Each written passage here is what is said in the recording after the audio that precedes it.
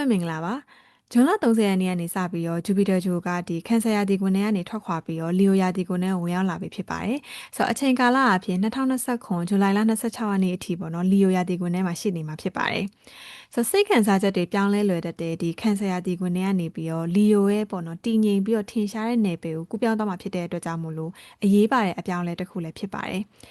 ခန်ဆာယာတီကွန်ထဲမှာရှိနေခဲ့တဲ့ဂျူပီတာဂျိုကစိတ်ပိုင်းဆိုင်ရာပံ့ပိုးမှုတွေပိုင်ဆိုင်မှုတွေနဲ့နောက်အတွင်းစိတ်တိုးတက်မှုတွေကိုအားပေးခဲ့ပေမဲ့လီယိုယာတီကွန်ထဲရောက်လာတဲ့အခါမှာတော့အလင်းရောင်ဘက်ကိုထွက်လာဖို့တောင်းဆိုနေမှာဖြစ်ပါတယ်ဒီဂျူပီတာဂျိုရဲ့ခရီးစဉ်ကကိုယ့်ကိုယ်ယုံကြည်မှုတိဆောက်ခြင်းကိုယ့်ကိုယ်ရှာဖွေခြင်းနဲ့ကိုယ့်ရဲ့အရေးချင်းတွေကိုပေါ့နော်ရေရှည်အကျိုးသက်ရောက်မှုရှိစေမယ့်နည်းလမ်းတွေနဲ့ထုတ်ဖော်ပြသခြင်းတွေကိုအထောက်အကူပြုပေးဖို့ဖြစ်ပါတယ်လီယိုယာဒီကွင်ကကောင်းကင်မှာဒီတည်ငြိမ်နေပေါ့နော်နေရဲ့ဆိုမှုအောက်မှာရှိပြီးတော့နေတိုင်းပေါ့နော်ပုံစံအမျိုးမျိုးပြောင်းလဲနေရဲ့လားနဲ့မတူပဲနေအမြဲတောက်ပနေတဲ့ဂျိုးတစ်ခုဖြစ်ပါတယ်ဂျူပီတာဂျိုလီယိုယာဒီကွင်နဲ့ရောက်တဲ့ကာလမှာဆိုရင်ဒီအာယုံဆူဆိုင်မှုတွေကစိတ်ပိုင်းဆိုင်ရာလုံခြုံမှုတွေကနေပြီးတော့ရည်ရွယ်ချက်တွေတီထွင်ဖန်တီးမှုတွေနောက်ခေါင်းဆောင်မှုတွေအတိမတ်ပြုတ်ခံရမှုတွေနဲ့ဒီစစ်မှန်တဲ့ကိုယ်ပိုင်ဖော်ထုတ်ပြသမှုတွေစီကိုတဘာဝအလျောက်ပြောင်းလဲသွားမှာဖြစ်ပါတယ်ကိုယ့်ကိုထူးခြားစေတဲ့အရာတွေနဲ့ဒီလူမှုအတိုင်းဝိုင်းအတွက်ပေါ့နော်အဓိပ္ပာယ်ရှိတဲ့အရာတွေကိုဘယ်လိုပံ့ပိုးပေးနိုင်မလဲဆိုတာတွေကိုနားလည်ဖို့ပို့ပြီးတော့စိတ်ဝင်စားလာမှာဖြစ်ပါတယ်ဒီကာလအတွင်းမှာကိုယ့်အများဒီအာယုံဆိုင်ခံရဖို့အတွက်စူးစမ်းနေရတယ်မဟုတ်ဖေနဲ့ကိုယ့်ကိုပို့ပြီးနားလည်ပြီးတော့ကိုယ့်ရဲ့အရေးချင်းဉာဏ်ပညာနဲ့အတွေ့အကြုံတွေကိုတခြားသူတွေနဲ့ယုံကြည်မှုရှိရှိနဲ့မျှဝေနိုင်မှုအတွက်ဂျူပီတာဂျိုကတိုက်တွန်းနေတာဖြစ်ပါတယ်ကိုယ့်ပတ်ဝန်းကျင်မှာရှိတဲ့သူတွေကိုလှုံ့ဆော်မှုပေးနိုင်တဲ့လမ်းပြပေးနိုင်တဲ့ဒါမှမဟုတ်ဒီအကျိုးပြုနိုင်တဲ့ပေါ့နော်ကိုယ်ပိုင်အသိစိတ်ကိုမွေးမြူဖို့ရည်မှန်းချက်ထားရမှာဖြစ်ပါတယ်ဂျူပီတာဂျိုကဒီလီယိုယာတီကွန်ရဲ့ဒီ30ဒီဂရီစီပေါ့နော်အပိုင်း3ပိုင်းအောင်ဖြတ်တန်းတဲ့အခါမှာဒီအပိုင်းတစ်ပိုင်းစီမှာပေါ့နော်ဒါ astrology မှာဆိုရင်တော့ဒါ decans လို့ခေါ်ရပါတော့ဆိုတော့ဒီအပိုင်းတစ်ပိုင်းစီမှာရောက်နေတဲ့ကာလအတွင်းမှာဆိုရင်ကိုယ့်ရဲ့တိုးတက်မှုဆိုင်ရာအခန်းကဏ္ဍတွေကိုသိမြင်နိုင်ပါတယ်ဒီဂျူပီတာဂျိုကဒီလီယိုယာတီကွန်ရဲ့ဒီပထမပေါ့နော်ပထမဒီ30ဒီဂရီအပိုင်းမှာကြာရောက်နေတဲ့အချိန်ဂျွန်လ30ကနေပြီးတော့ဒီ August လ15ရက်အတွင်းမှာဆိုရင်ကိုယ့်ရဲ့ကိုယ်ပိုင်လက္ခဏာယုံကြည်မှုနောက်ကိုယ့်ကိုတန်ဖိုးထားမှုဆိုင်ရာမိကုန်းတွေပေါ်ပေါက်လာမယ့်အချိန်ဖြစ်ပြီးတော့တစ်ချိန်တည်းမှာလည်းမရေရာမှုတွေခံစားရတတ်ပါတယ်။ဥပမာအဖြစ်ဒီကိုယ့်ကိုယုံကြည်မှုနည်းပါးတာဒါမှမဟုတ်ကိုယ့်ရဲ့စွမ်းဆောင်ရည်ပေါ့နော်တန်တရားဖြစ်တာမျိုးတွေကြုံတွေ့ရနိုင်တယ်။ဒီကာလကဒီအမှောင်ထဲမှာပဲပုံကွယ်နေခြင်းနဲ့အတွေးခေါ်တွေကိုရင်ဆိုင်မှုဖြစ်ပါတယ်။ဒီကိုယ့်ကိုယုံကြည်မှုတွေအတင်းကျပ်တိုးလာဖို့လှုံ့ဆော်မဲ့အစာ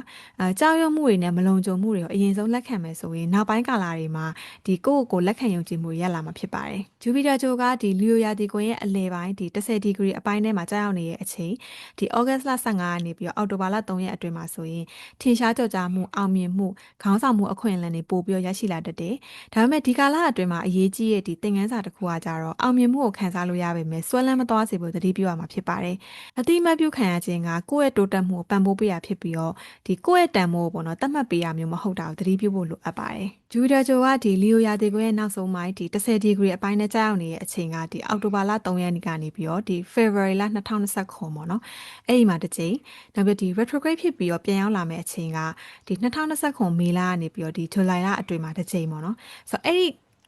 ီအချိန်ကာလရဲ့အတွင်းမှာဆိုရင်ကိုတိဆောက်ထားသမျှကိုကာကွယ်ရမယ့်အချိန်တွေဖြစ်ပါတယ်အပြင်ဘက်ဖိအားတွေကကိုယ့်ရဲ့တန်မိုးကိုယ်ပိုင်ယုံကြည်ချက်တွေရည်ရွယ်ချက်တွေအတွက်ဒီခိုင်ခိုင်မာမာရည်တည်နေဖို့စိန်ခေါ်ခံရမှာဖြစ်ပါတယ်အဲဒါကြောင့်မလို့ဒီအချိန်အတွင်းမှာဆိုရင်ဇွဲလုံးလားနဲ့ဒီရဲစံတတိရှိဖို့လိုအပ်နေမှာဖြစ်တယ်အစာပိုင်းကာလတွေမှာရရှိလာမယ်ကိုယ့်ကိုယ်ယုံကြည်မှုတွေကဒီယာယီမဟုတ်ဘဲနေပေါ့နော်ရေရှည်တည်မြဲမှုရှိမရှိစမ်းသပ်ခံရမယ်ကာလအပိုင်းခြားလည်းဖြစ်ပါတယ်ပုံမှန်အားဖြင့်ဂျူပီတာဂျိုကအကျိုးပေးတတ်တဲ့ဂျိုတစ်ခုဖြစ်ပေမဲ့ဒီလီယိုယာတီကိုနဲ့ဖြတ်တန်းနေတဲ့အချိန်ကာလအတွင်းမှာဆိုရင်ဒီ South Node လို့ခေါ်တဲ့အမှတ်ပေါ့နော်မြန်မာလိုဆိုရင်ဒီ Gate ဂျိုလို့လည်းခေါ်တယ်အဲ့ဒီအမှတ်နဲ့ဆုံတွေ့မှာဖြစ်ပါတယ်Dragon Tail ပေါ့နော်ငကားအမီးလို့လည်းခေါ်တယ်အဲ့ဒီအမှတ်ကြောင့်ဒီတာမန်ပုံစံထက်ပေါ့နော်အခြေအနေရှုပ်ထွေးမှုတွေရှိတတ်ပါတယ်ဒီ South Node အမှတ်က2026ဒီဇူလိုင်လ29ကနေစပြီးတော့လီယိုယာတီကိုနဲ့စပြီးတော့ဝင်ရောက်လာမှာဖြစ်ပါတယ်ဂျူပီတာဂျိုကတိုးပွားစေပြီးတော့ကောင်းကြီးပေးတတ်တဲ့တဘာဝရှိပေမဲ့ဒီ South Node အမှတ်ကကြတော့ဆွန့်လွတ်ခြင်းတန့်စင်ခြင်းနောက်ဆွဲလန်းမှုတွေကိုလွှတ်ချဖို့တောင်းဆိုနေမှာဖြစ်ပါတယ်။အဲဒါကြောင့်မလို့ဒီဂျူပီတာရဲ့လီယိုပေါ့နော်ကာလအတွင်းမှာကိုရရှိလာမယ့်အခွင့်အရေးတွေနဲ့အတူမမျှော်လင့်ထားတဲ့ကုန်ကျစရိတ်တွေဒါမှမဟုတ်ဆွန့်လွတ်ရမှုတွေလည်းအတူရောပါလာနိုင်ပါတယ်။ဥပမာအဖြစ်ဒီရလက်အသစ်တွေကိုလက်ခံဖို့ခင်းနောက်ကျနေတဲ့ရည်မှန်းချက်တွေကိုယ်ပိုင်ပုံစံတွေဒါမှမဟုတ်ဆက်ဆံရေးတွေကိုဆွန့်လွတ်ဖို့လိုအပ်လာနိုင်ပါတယ်။အဲဒါကြောင့်မလို့ကိုယ့်ကိုမကြာခဏမေးတဲ့အရာတွေကတော့ဒီအပြင်ဘက်ကသတ်မှတ်ထားတဲ့ပုံစံမဟုတ်တဲ့ကိုယ့်ရဲ့အစစ်မှန်ပုံစံနောက်ဆွန့်လွတ်တဲ့အ အလေးကျင့်နေနောက်အရေးပါတဲ့အောင်မြင်မှုတွေပေါ့နော်အဲ့ဒါမျိုးတွေကိုစဉ်းစားသုံးသပ်ဖို့ဖြစ်ပါတယ်ဂျူပီတာရဲ့လီယိုခရီးစဉ်အဆုံးရဲ့ရည်ရွယ်ချက်ကတော့အောင်မြင်မှုရရှိဖို့တသက်မဟုတ်ဘဲနဲ့ကိုယ့်ကိုယ်ပို့ပြီးတော့ပေါ့နော်နက်နက်ရှိုင်ရှိုင်နဲ့သိရှိနားလည်ဖို့ဖြစ်ပါတယ်လူအသစ်တစ်ယောက်ဖြစ်လာမယ့်အစားဒီစစ်မှန်တဲ့ကိုယ့်ကိုယ်ပြန်လည်ရှာဖွေဖို့ကူညီပေးမှာဖြစ်ပါတယ်အဲ့ဒါဆိုရင်ဒီဂျူပီတာဂျိုကဒီလီယိုရာသီကွန်ထဲမှာရှိနေတဲ့ကာလအတွင်းမှာရာသီကွန်နဲ့အလိုက်ပေါ့နော်ဘယ် live area တွေမှာအပြောင်းအလဲဖြစ်နိုင်မလဲဆိုတာကိုဆက်ပြီးတော့ပြပြပေးပါမယ် rising sign ကိုသိရဆိုရင် rising sign နေရာကနေပြီးတော့နားထောင်ကြည့်လို့ရပါတယ်မသိဘူးဆိုရင်လည်းကိုသိရဲ့ sun sign နေရာကနေပြီးတော့နားထောင်ကြည့်လို့ရပါတယ်Aries ရဲ့အတွက်ဒီကာလမှာတည်တွင်ဖန်တီးမှုအခြေရေးသားသမီးဝါသနာပါတာတွေနဲ့ဒီကိုယ့်ကိုပျော်ရွှင်မှုပေးတဲ့အရာတွေမှာတိုးတက်မှုတိုးပွားမှုတွေရှိတတ်ပါတယ်။ပုံမှန်အားဖြင့်ကောင်းတဲ့အကူအပြောင်းတစ်ခုဖြစ်နိုင်ပေမဲ့ဒီ South Node အမှတ်နဲ့ပေါ့နော်အတူတူရှိနေမှာဖြစ်တဲ့အတွက်ကြောင့်မို့လို့တိုးပွားခြင်းနဲ့ဆွန့်လွတ်ခြင်းနှစ်မျိုးလုံးဖြစ်ပေါ်စေနိုင်မဲ့ကာလတစ်ခုလည်းဖြစ်ပါတယ်။ဥပမာအဖြစ်ဒီအရင်ကရှိခဲ့တဲ့အခြေရေးဖန်တီးမှုဒါမှမဟုတ်ဒီကိုယ့်ရဲ့လက်ရှိဖြစ်တည်မှုတွေနဲ့မကိုက်ညီရောတဲ့ပျော်ရွှင်မှုဆိုင်ရာအတွေးခေါ်တွေကိုဆွန့်လွတ်ရနိုင်တယ်။တခြားသူတွေရဲ့အတိမတ်ပြုမှုကိုရှာဖွေနေမဲ့အစားဒီကိုယ်နှလုံးသားကိုပေါ့နော်အမှန်တကယ်ကျေနပ်နှစ်သိမ့်စေတဲ့အရာတွေကိုရှာဖွေဖော်ထုတ်ဖို့အချိန်ဖြစ်ပါတယ်။ခင်းနောက်ကျနေတဲ့ဆွဲလန်းမှုတွေကိုလွှတ်ချလိုက်မယ်ဆိုရင်အတိပ္ပယ်ရှိတဲ့အခြေရစစ်မှန်တဲ့ဖန်တီးမှုနဲ့ဒီတည်တဲ့နဲ့ပျော်ရွှင်မှုတွေအတွက်ပေါ့နော်နေရာလွတ်တွေရရှိလာမှာဖြစ်ပါတယ်။ Taurus ရဲ့အတွက်ဒီကာလမှာအိမ်မိသားစုနေထိုင်မှုပုံစံနောက်အတွင်းစိတ်အခြေခံအုံမြင့်တွေနဲ့ပတ်သက်ပြီးတော့တိုးတက်မှုအကျိုးပေးမှုတွေရှိတတ်ပါတယ်။ပို့ပြီးတော့တတရှိရဲ့နေထိုင်မှုပတ်ဝန်းကျင်ကိုဖန်တီးပေးတာမိသားစုစီလုံးမှုကိုခိုင်မာစေတာဒါမှမဟုတ်ဒီစိတ်ပိုင်းဆိုင်ရာလုံခြုံမှုအတွက်နှက်ဆိုင်တဲ့ခံစားချက်တွေကိုရှာဖွေတွေ့ရှိရမျိုးတွေကြုံရတတ်ပါတယ်။ဒါပေမဲ့ဒီ South Node အမှတ်နဲ့အတူတူရှိနေမှာဖြစ်တဲ့အတွက်ကြောင့်မို့လို့ကောင်းတဲ့အပြောင်းလဲတွေမှာဆွန့်လွတ်ခြင်းတွေနောက်အသစ်ပြန်လဲပြုပြင်ခြင်းတွေလည်းအတူတူရောပါလာနိုင်တယ်။ခင်မမီရောရဲ့ဒီရှေးရိုးစဲဒလိထုံနဲ့နေစိတ်ခံစားမှုဝင်တော့ဝင်ပိုးတွေဒါမှမဟုတ်ဒီအတိတ်နဲ့ပတ်သက်တဲ့ဆွဲလန်းမှုတွေလွှတ်ချဖို့လည်းလိုအပ်နိုင်ပါတယ်။အိမ်ဆိုတာကိုပြန်ပြီးတော့အတိတ်ပဲပြန်လဲဖွင့်ဖို့တိုက်တွန်းနေမှာဖြစ်ပြီးတော့စိတ်ချမ်းသာမှုမရှိတဲ့အရာတွေကိုလွှတ်ချခြင်းအပြင်ပေါ့နော်ကိုယ်နဲ့ကိုက်ညီပြီးတော့ခိုင်မာတဲ့အခြေခံအုံမြင့်တွေကိုတိစောက်နိုင်မှာဖြစ်ပါတယ်။ဂျမလိုင်းတွေအတွက်ဒီကာလမှာပြောဆိုဆက်သွယ်ခြင်းတင်ယူခြင်းတင်ကြားခြင်းနောက်ညီကိုမောင်နှမပေါ့နော်ပတ်ဝန်းကျင်အတိုင်းဝိုင်းအဲ့လိုမျိုးနေရာမျိုးတွေမှာတိုးတက်မှုတွေရှိလာတတ်တယ်ကိုယ့်ရဲ့ကျွမ်းကျင်မှုနယ်ပယ်ကိုချဲ့ထွင်ဖို့အကြံဉာဏ်တွေကိုမျှဝေဖို့နဲ့ဒီဘ ഹു တုတတွေကိုတိုးပွားစေဖို့တိုက်တွန်းနေမှာဖြစ်ပါတယ်ဒါမဲ့ဒီဂျူပီတာဂျိုက South Node အမှတ်နဲ့အတူတူရှိနေမှာဖြစ်တဲ့အတွက်ကြောင့်မို့လို့ကိုယ့်ရဲ့တွေးခေါ်မှုပုံစံဒီခေတ်နောက်ကျနေတဲ့ယုံကြည်ချက်တွေအလေးကျင့်နေဒါမှမဟုတ်ဒီပြောဆိုဆက်သွယ်တဲ့ပုံစံတွေကိုလွှတ်ချရတာမျိုးတွေရှိလာတတ်တယ်အရင်ကဆွဲကင်ထားတဲ့အယူအဆအဟောင်းတွေနောက်ကိုယ့်ကိုကန့်သက်ထားတဲ့အတွေးခေါ်တွေဒါမှမဟုတ်ဒီတိုးတက်မှုမပံ့ပိုးပေးနိုင်တော့တဲ့ဆက်ဆံရေးတွေကိုဆွန့်လွတ်ပြီးမှကိုယ့်အတွက်ပေါ့နော်တိုးတက်မှုတွေကိုကြုံရတာမျိုးတွေလည်းဖြစ်တတ်တယ်ရှုပ်ထွေးမှုတွေကိုရှင်းထုတ်လိုက်ပြီးမှဒါဒီအရေးပါတဲ့အရာတွေကိုပေါ့နော်ရှင်းရှင်းလင်းလင်းနဲ့ပြောဆိုလာနိုင်ပြီးတော့ပို့ပြီးတော့ရှင်းလင်းပြတ်သားတဲ့ဉာဏ်ပညာနဲ့ယုံကြည်မှုရရှိလာနိုင်မှာဖြစ်ပါတယ်ကန်ဆာတွေအတွက်ဒီကာလမှာငွေကြေးကိစ္စပိုင်ဆိုင်မှုနောက်တန်မိုးထားမှုပုံစံပေါ့နော်အဲ့ဒါမျိုးတွေမှာတိုးတက်မှုတွေရှိလာမယ်အခွင့်အလမ်းတွေရရှိတတ်တယ်ငွေတိုးပွားလာတာနောက်ငွေကြေးတည်ငြိမ်မှုပို့ပြီးတော့ကောင်းမွန်လာတာဒါမှမဟုတ်ဒီကိုယ့်ရဲ့အရေးချင်းတွေနဲ့တန်မိုးတွေကိုအတိမတ်ပြုတ်ခံရတာမျိုးတွေရှိလာတတ်တယ်ဒါပေမဲ့ဂျူပီတာကဒီ South Node အမှတ်နဲ့အတူတူရှိနေမှာဖြစ်တဲ့အတွက်ကြောင့်မို့လို့စစ်မှန်တဲ့ကြွယ်ဝမှုဆိုတာဒီပိုင်ဆိုင်ထားတဲ့အရာတွေနဲ့ပဲတိုင်းတာလို့မရနိုင်ဘူးဆိုတာကိုသတိပေးနိုင်ပါတယ်ခင်မမီရောရဲ့ငွေကြေးနဲ့ပတ်သက်တဲ့ယုံကြည်မှုတွေအပေါ်မှာဒီအစွန်းရောက်ဆွဲလန်းမှုတွေရှိနေရင်လှုပ်ရှားဖို့အချိန်လည်းဖြစ်ပါတယ်။ကိုယ်မှန်တကယ်တန်ဖိုးထားတဲ့အရာတွေကိုပြန်ပြီးတော့အဓိပ္ပာယ်ဖွင့်ဆိုဖို့လိုအပ်နိုင်ပြီးတော့ဒီရုပ်ဝတ္ထုပစ္စည်းအပြင်ပေါ့နော်အတွင်းစိတ်ထဲကဒီချမ်းသာကြွယ်ဝမှုပါဝင်တဲ့အခြေခံအုတ်မြစ်နှစ်ခုစလုံးကိုပို့ပြီးတော့ခိုင်ခိုင်မာမာနဲ့တည်ဆောက်နိုင်မှုအထောက်အကူပြုနိုင်မဲ့ကာလဖြစ်ပါတယ်။လီယိုရီတော့ဒီကာလမှာကိုယ်ပိုင်တိုးတက်မှုယုံကြည်မှုနောက်ကိုယ့်ရဲ့ပုံစံအစစ်မှန်ကိုရှာဖွေဖို့အစပြုတဲ့အချိန်ဖြစ်ပါတယ်။ဘဝရည်မှန်းချက်တွေပို့ပြီးတော့ထင်ရှားလာစေနိုင်ပြီးတော့အခွင့်အလမ်းအသစ်တွေကိုလည်းလက်ခံယူနိုင်ဖို့နဲ့ကိုလိုချင်တဲ့ပုံစံကိုပေါ့နော်ထုတ်ဖော်ပြသနိုင်မှုအထောက်အကူပြုမဲ့အချိန်ဖြစ်ပါတယ်။ဂျူပီတာဂျိုကဒီ South Node အမှတ်နဲ့အတူတူရှိနေမှာဖြစ်တဲ့အတွက်ကြောင့်မလို့ဒီခရီးစဉ်မှာတိုးတက်မှုနဲ့အတူဆွန့်လွတ်မှုတွေလည်းဖြစ်ပေါ်စေနိုင်တယ်။ကိုယ်မှန်တကယ်ဖြစ်ချင်တဲ့ဒီဘဝလမ်းကြောင်းနဲ့မကိုက်ညီတော့တဲ့ပုံစံအဟောင်းတွေယုံကြည်ချက်တွေကိုလွှတ်ချဖို့အချိန်ဖြစ်ပါတယ်။ဒီစိတ်သက်လူတွေတရားဖြစ်လာစေဖို့ပေါ့နော်အဟံတားဖြစ်နေတဲ့အရာတွေကိုဖယ်ရှားပြဖို့လိုအပ်တယ်ကိုယ့်ရဲ့ပုံစံအဟောင်းနဲ့နောက်တခြားသူတွေစီကအတိမတ်ပြုတ်ခံရဖို့တောင်းတနေတဲ့အရာမှန်သမျှလွှတ်ချနိုင်မယ်ဆိုရင်ပို့ပြီးတော့မြင့်မာတဲ့ကိုယ့်ကိုယုံကြည်မှုဘဝရည်မှန်းချက်တွေနဲ့ဒီခိုင်မာတဲ့ကိုယ်ပိုင်လက္ခဏာတွေပေါ်ထွက်လာမှာဖြစ်ပါတယ်ဘဂိုရီတော့ဒီကာလမှာမကြာခဏပေါ့နော်တကူရဲတီးတက်နေတာ